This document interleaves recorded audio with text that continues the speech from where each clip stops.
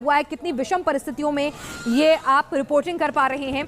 आप भी खुद को सुरक्षित रखें, लेकिन इस बीच आप देखिए कि किस तरह से गरजती हवाएं, बरसात, लहरों का तूफान, गुजरात में आपदा इस कदर उथल पुथल मचा चुकी है कि कच्छ से लेकर सौराष्ट्र तक भयावह तस्वीरें आ रही हैं। बिपरजॉय के मूवमेंट के साथ तूफान ने गुजरात में तबाही मचानी शुरू कर दी है।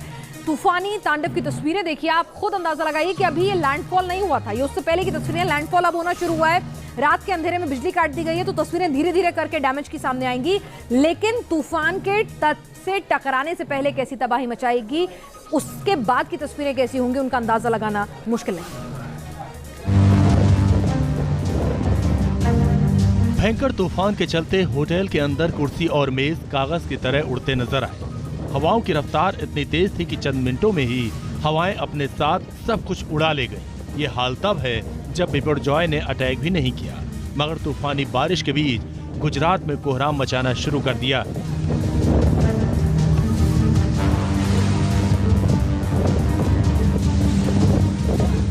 तूफान कितना ताकतवर है, इसका अंदाजा आप जखो पोर्ट पर उड़ते हुए टिन कंटेनर से लगा सकते हैं। आंधी और बारिश के बीच भारी भरकम कंटेनर किसी दफ्ती के डिब्बों की तरह झूलते नजर आए। आपको बता दें कि गुजरात के जखो में आंधी तूफान से विजिबिलिटी कम हो गई। गुजरात के द्वारका मंदिर के गोमती घाट तक समंदर की लहरों ने अटैक किया। घाटों की सीढ़ियां और चबूतरा भी पानी में समा चुका है। तस्वीरों में नजर आ रहा है कि ऊंची ऊंची लहरें कितनी विकराल हो गई हैं। करीब 15 से 20 फीट तक लहरें उठी और मंदिर के चबूतरे के बाद ऊपर तक पहुंच गईं।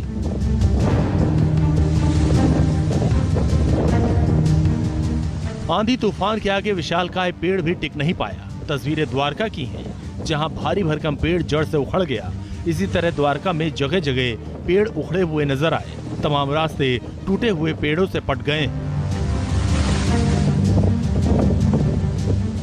बिपरजॉय के लैंडफॉल से पहले ही तूफान का कहर दिखा। गिर सोमनाथ के कोडिनार में लहरों ने एक मकान को ध्वस्त कर दिया। गनीमत रही कि मकान खाली था, जिसकी दीवार ताश के पत्तों की तरह जमींदोज हो गई। इसी तरह का हादसा दमन में भी हुआ, जहां बारिश और तूफान के बीच एक मकान ताश के पत्तों की तरह धराशायी हो गया।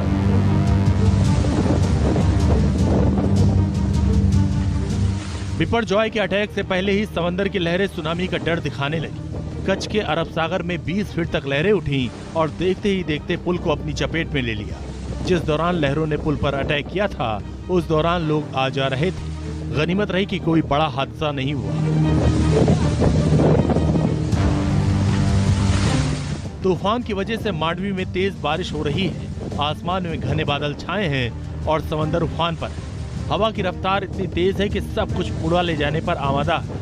मांडवी में भी समंदर की ऊंची ऊंची लहरें लोगों को डरा रही हैं। इसी से अंदाजा लगाया जा सकता है कि बिपरजॉय तूफान कितना घातक होने वाला है। समंदर का पानी शहर के अंदर दाखिल हो गया है। सड़कें डूब गई हैं। समंदर किनारे बने घरों को लहरों ने अपने आगोश में ले लिया।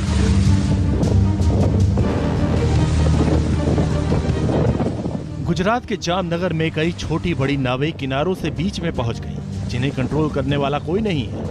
बताया जा रहा है कि तूफान के अलर्ट जारी होने के बाद मछुआरे इन नावों को समंदर किनारे खूंटे से बांध कर गए थे, लेकिन तेज हवाओं और समंदर में उफान मारती लहरों की वजह से नावें खूंटा तोड़कर भी समंदर में जा पहुंची।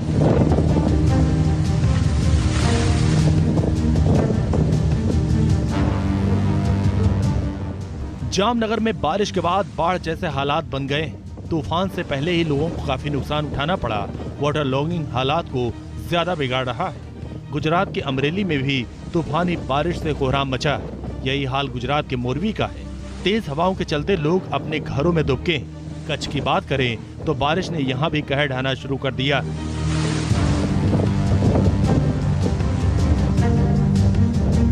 बिपरजॉय गुजरात के सौराष्ट्र और कच्छ से टकराना शुरू हो गया। मौसम विभाग के मुताबिक अभी हवाओं की जो रफ्तार 125 किलोमीटर प्रति घंटे है, वो अगले 4 घंटे में 150 किलोमीटर प्रति घंटे तक पहुंच जाएगी। तेज हवाओं की वजह से सौराष्ट्र और कच्छ के कई इलाकों में पेड़ और खंभे गिरने लगे।